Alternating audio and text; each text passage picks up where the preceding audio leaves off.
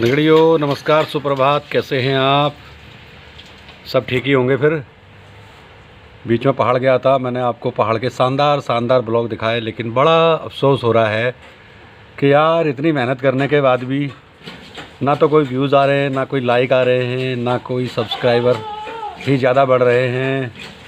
लगता है आपको मेरे वीडियो पसंद नहीं आ रहे हैं। नगड़ियों बहुत मेहनत करनी पड़ती है। आपने देखा कि किस तरीके से मैं पहाड़ गया और कितनी मेहनत से पहाड़ के रास्तों में चल के वीडियो बनाई, लेकिन आप लोगों ने लाइक नहीं किया और देखा भी नहीं। बड़ा अफसोस हुआ है। नगड़ियों आज सुबह जब मैं बिस्तर में था तो हमारे पर्यावरण संघर्ष समिति के संयोजक सचिव हर्ष बिष्ट जी का फ़ोन आया था। बोले ऑफिस आओगे तो मिलते हुए आना। तो मैं अब तैयार हो गया हूं और ऑफिस के लिए आज थोड़ा जल्दी निकलता हूं, क्योंकि थोड़ा हर्ष भाई से मिलना है। देखें क्या ख़ास बात करने वाले हैं वो आज। तो दगड़ियों अब मैं पहुंच गया हूं हर्ष भाई के पास में। वो बैठे हैं आज अपनी दुकान पे और आज वार्ता करते हैं उनसे कुछ पहाड़ की। अभी बीच में वो पहाड़ गए थे और पहाड़ में उन्होंने क्या देखा और क्या पाया, तो बात करने पर हर्ष भाई दें। तो ये हैं हमारे हर्ष भाई। हर्ष भाई हमारे सब्सक्राइबर को हाय बोल दो। हाय, नमस्कार। लाइक करने के लिए बोल दो यार, थोड़ा लाइक और व्यूज़ बहुत कम आ रहे हैं। अच्छा, हाँ। आप इन्हें लाइक और व्यूज दें। तो हर्ष भाई अभी आप पहाड़ गए थे, कैसा लगा आपको? पहाड़ में क्या क्या अच्छा है, वहाँ पे क्या क्या बदलाव जैसे देखे आपने? जैसा कि पहाड़ अपने आप में एक बड़ा ही अनुपम शब्द है। मैं ये मानता हूँ कि पहाड़ की सुंदरता और विशेष तौर से उत्तराखंड की पहाड़ों की सुंदरता पूरे विश्व में प्रसिद्ध है।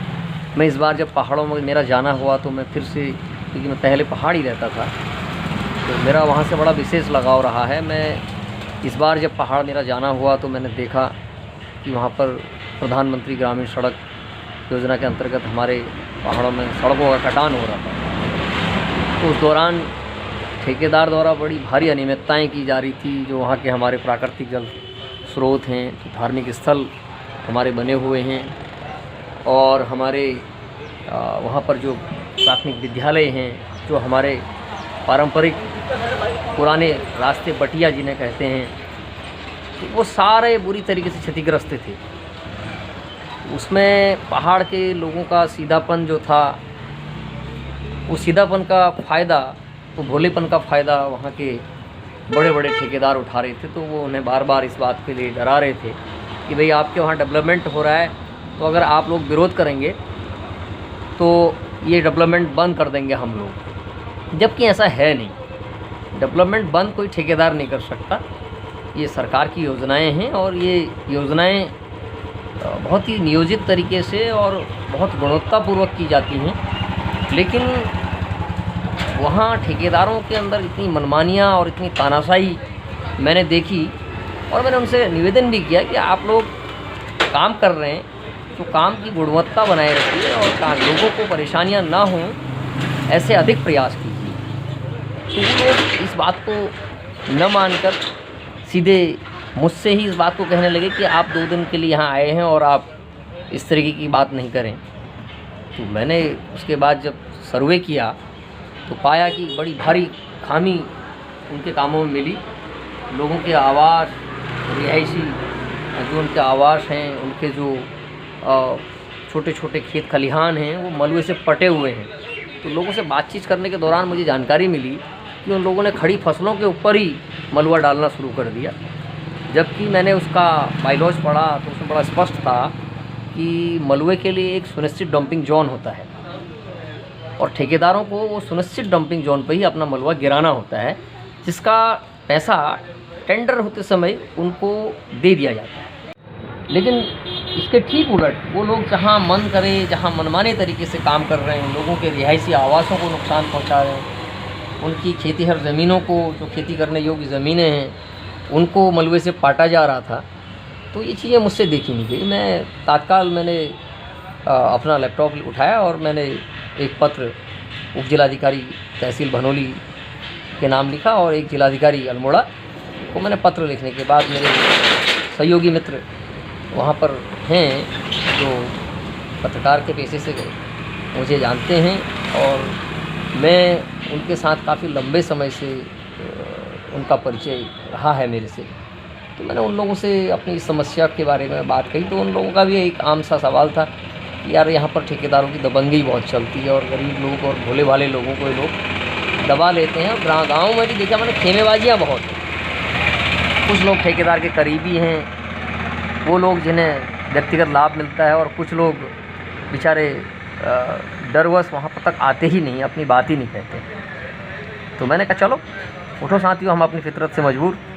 तो हमने कहा चलो आज इसके खिलाफ़ इसकी कारस्तानियों को उजागर किया जाए। मैंने तत्काल एक पत्र लिया और जो लोग मेरी बात से सहमत थे उन्होंने पत्र पर हस्ताक्षर किए और हम चल पड़े तहसील। मैंने कुछ लोगों से कहा आइए, और वहाँ पर तहसीलदार महोदय से मेरी बातचीत हुई। तो मैंने कहा मान्यवर ऐसी बात है। तो उन्होंने पत्र रिसीव किया। उसके बाद फिर मैंने अपने अन्य साथियों से चर्चा कर उसको अखबारों में प्रकाशित किया। मैं उसके लिए अपने सभी पत्रकार साथियों का, वो अमर उजाला से हमारे मित्र हैं, दैनिक जागरण के हमारे पांडे जी हैं, और जो हमारे न्यूज़ पोर्टल वाले हैं मनराल जी हैं, प्रमोद भाई हैं, और हमारे माँ साहब बड़े भाई योगेंद्र सिंह रावत जी हैं। मैंने उन सब लोगों से चर्चा के उपरांत इस खबर को प्रकाशित किया और इस पर आप प्रशासन की ओर से ठोस पहल होगी ऐसा मुझे उम्मीद है। तो हर्ष भाई आपने कोई वीडियो भी बनाई वहाँ की उस सबूत के तौर पे? हाँ जी, मैंने उसमें कुछ वीडियो बनाई हैं। तो दगड़ियों, ये जो वीडियो आप देख रहे हैं ये हमारे मित्र छोटे भाई हर्ष बिष्ट ने भेजी है, जो गए थे अपने गांव। ये है ग्राम सभा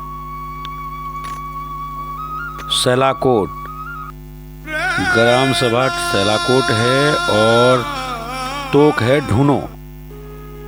और ये जो यहाँ पर रोड काटी जा रही है ये रोड है चलनी छीना से मेहरा गांव तक बनाई जा रही है, जो कि आता है तहसील भनौली जनपद अल्मोड़ा के अंतर्गत।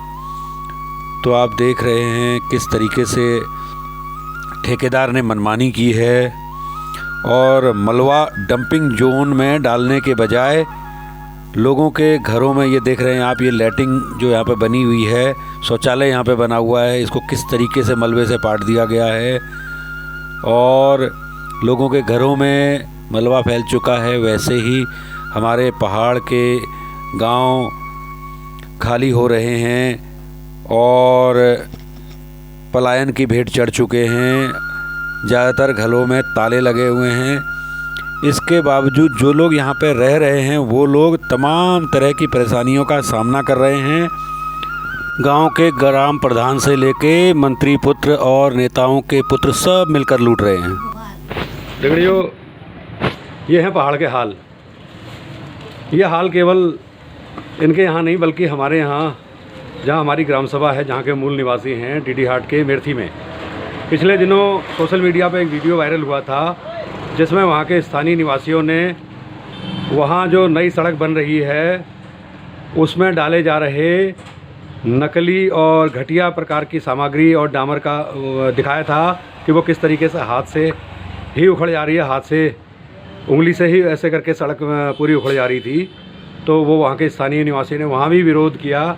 कमोवेश सारे पहाड़ में आज स्थिति ये है कि उत्तराखंड राज्य की स्थापना जिन उद्देश्यों को लेकर हुई थी, जिन सपनों को लेकर हमारे शहीदों ने अपनी शहादत दी थी, उनके वो सपने आज आकंठ भ्रष्टाचार में डूबे हुए हैं।